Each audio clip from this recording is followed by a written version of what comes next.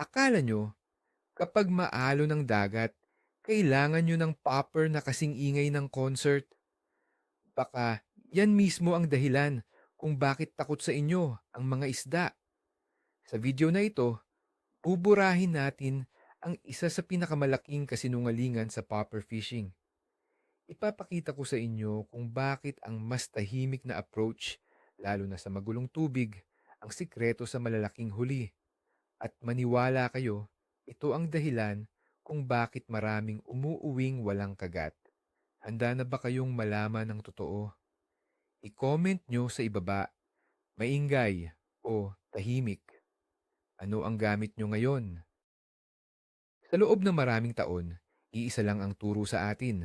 Maalon, malabo ang tubig, kaya kailangan mo ng lure na gagawa ng eksena. Isang popper na sumisigaw, "Hoy isda, nandito ako!" Naging habit na ito.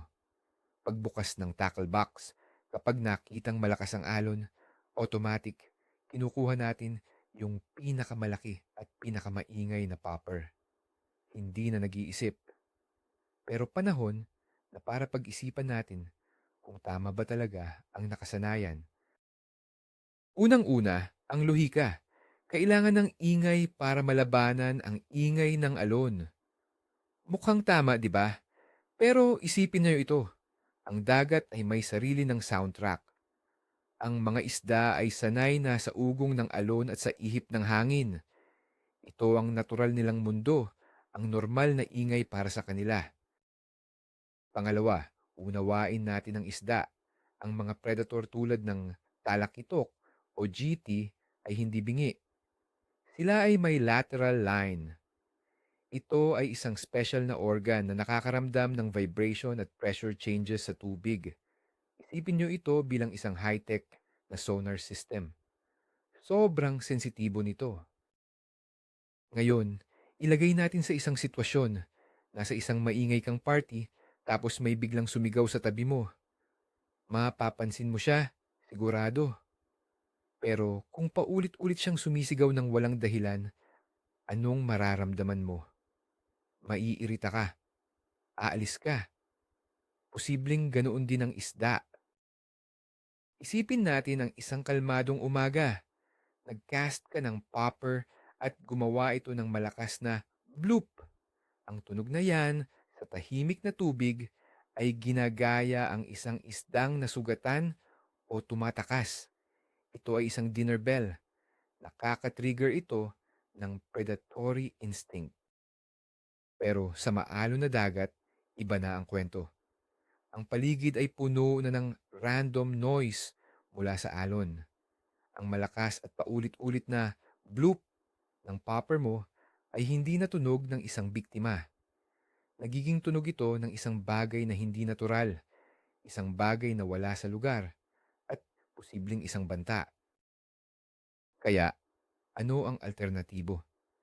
Dito pumapasok ang subtle o tahimik na popper.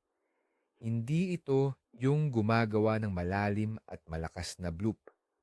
Sa halip, gumagawa sila ng spitting or splashing action. Parang tunog ng isang school ng maliliit na isda na nagkakagulo sa surface. Bakit ito epektibo? Dahil ang spitting action ay mas natural. Sa gitna ng kaguluhan at ingay ng alon, ang isang pamilyar at natural na tunog ay mas madaling mapapansin ng predator. Hindi ito nakakaalarma. Ito ay nagpapahiwatig ng pagkain. Isang magandang halimbawa, naranasan nyo na bang mag-cast malapit sa isang kumpol ng maliliit na isda? Pakinggan nyo ang tunog na ginagawa nila. Hindi ito isang malakas na bloop. Ito ay serye ng maliliit at mabilis na splashes. Yan ang ginagaya ng isang magaling na subtle popper or stick bait. Paano naman ang visibility? Sinasabi nila, malabo ang tubig, kaya kailangan ng ingay para mahanap ka. May punto, pero hindi buo ang kwento. Ang mga predator ay gumagamit din ng paningin. Kahit maalon at medyo malabo ang tubig, kitang-kita nila ang silhouette ng lure mo laban sa liwanag ng langit. Ang totoong trigger sa pag-atake ay hindi lang ingay. Ito ay kombinasyon ng tamang silhouette, tamang aksyon, at tamang tunog. Sa maalon na dagat, ang tamang tunog ay madalas na mas mahina kaysa sa nakasanayan nating lahat. Isipin mo ito. Oo, mapapansin ng isda ang maingay mong popper. Pero anong klase ng atensyon ang nakukuha mo? Atensyon na nagsasabing may panganib dito or atensyon na nagsasabing may madaling pagkain dito?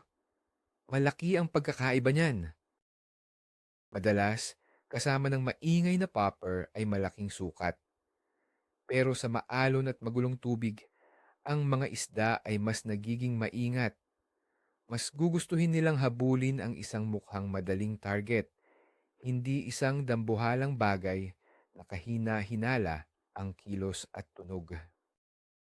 Dito nagiging mahalaga ang aksyon. Isang stick bait na may S-action o isang pencil popper na mabilis na dumadausdos sa ibabaw ng alon ay mas epektibo. Gumagawa ito ng V-shaped wake sa tubig.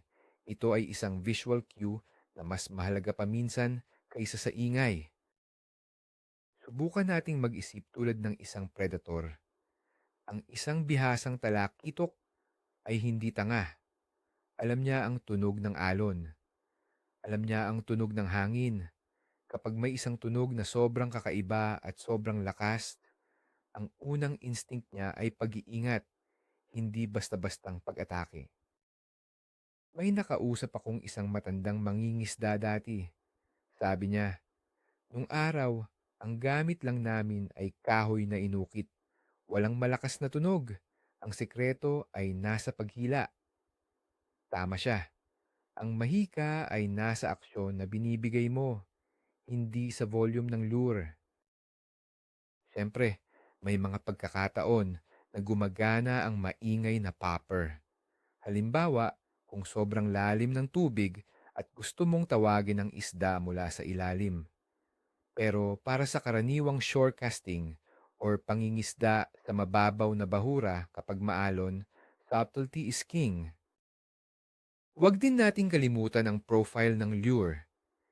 Isang mahaba at payat na popper na nag-i-splash ay mas kamukha ng isang tunay na bait fish kaysa sa isang maikli at matabang popper na gumagawa ng malakas at mabagal na bloop. Narito ang isang eksperimento na pwede ninyong gawin. Sa susunod na maalon, subukan nyo ito. Mag-cast muna kayo ng pinakamaingay ninyong popper sa loob ng 30 minuto. Pagkatapos, palitan ninyo ng isang pencil popper o stick bait. Tingnan ninyo ang pagkakaiba sa resulta.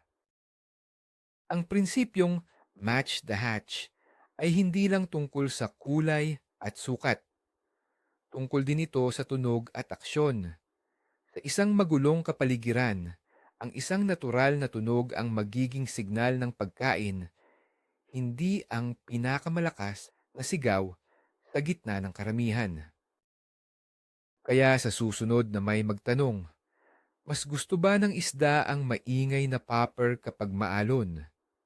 Ang tamang sagot ay, depende sa ingay.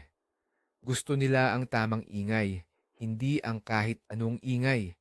At madalas, ang tamang ingay ay mas tahimik kaysa sa inaakala mo. Kaya, ano ang natutunan natin? Na ang lumang kasabihan na mas maalon, mas maingay ay hindi isang batas. Nalaman natin na ang sobrang ingay ay pwedeng maging banta sa isda, lalo na sa isang magulo ng kapaligiran. Ang pinakamalaking aha moment dito ay ito. Sa isang maingay na mundo, ang isang pamilyar at natural na signal ang nagwawagi, hindi ang pinakamalakas. Ang isang subtle splash ay pwedeng mas epektibo kaysa sa isang malakas na pagsabog. Ito ay pwedeng magbago ng buong diskarte nyo. Imbis na kumuha agad ng pinakamalaking popper, baka ang kailangan nyo pala ay yung mas maliit na stick bait na nakatago lang sa tackle box na nyo. Maraming salamat sa panonood. Kung may natutunan kayo o kung hindi kayo sang-ayon, gusto kong marinig ang opinyon nyo. Huwag kalimutang mag-subscribe, i-like ang video na ito at pindutin ang notification bell. At para sa inyo, ano ang paborito ninyong lure kapag maalon ang dagat at bakit? I-share nyo ang karanasan nyo sa comment section sa ibaba. Tara, mag-usap tayo dyan.